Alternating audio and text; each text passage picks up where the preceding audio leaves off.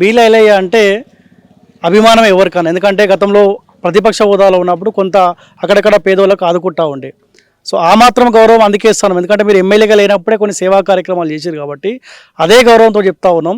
ఈ 3 తండాలకు ఒక్కసారి వచ్చిపో అన్న, ఒక్కసారి వచ్చిపోతే వాళ్ళు భూములు కోల్పోయినారు కాబట్టి వాళ్ళ బాధ ఏందో మీరు డైరెక్ట్ చూస్తే ఆ బాధ ఏందో మీకు తెలుస్తుంది.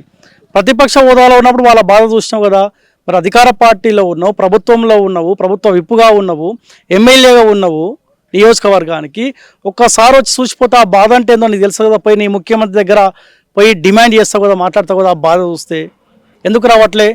వస్తే తిరుగుబాటు చేస్తారేమో, మాట ఇచ్చిన కదా నెరవేర్చలేని పరిస్థితి కదా, అంతే కదా. సో ఖచ్చితంగా ఒక మాట అయితే చెప్తా ఉన్నా, దయచేసి మిస్ వరల్డ్కు పనికిరాని దానికి 1000 కోట్ల రూపాయలు ఖర్చు పెడతా ఉన్నారు కదా, ఎంత అయితే తిప్పి కొడితే ఎన్ని కోట్లు అవుతాయి? ఇస్తే మీ వైపే ఉంటారు కదా. ఇప్పుడు మళ్ళీ వీళ్ళు ఆప్షన్ వెతుక్కోవాల్సిన పరిస్థితి, కాంగ్రెస్ పార్టీ కాకుండా ఎవరికి ఓటేయాలన్న ఆలోచనకు వీళ్ళు వచ్చినారు. నేను అదే చెప్తున్నా, కాంగ్రెస్ పార్టీకి మాత్రం గ్రామ పంచాయతీ ఎలక్షన్లో ఓటేయొద్దన్న మాట మాత్రం ఓపెన్గా చెప్తా ఉన్నా.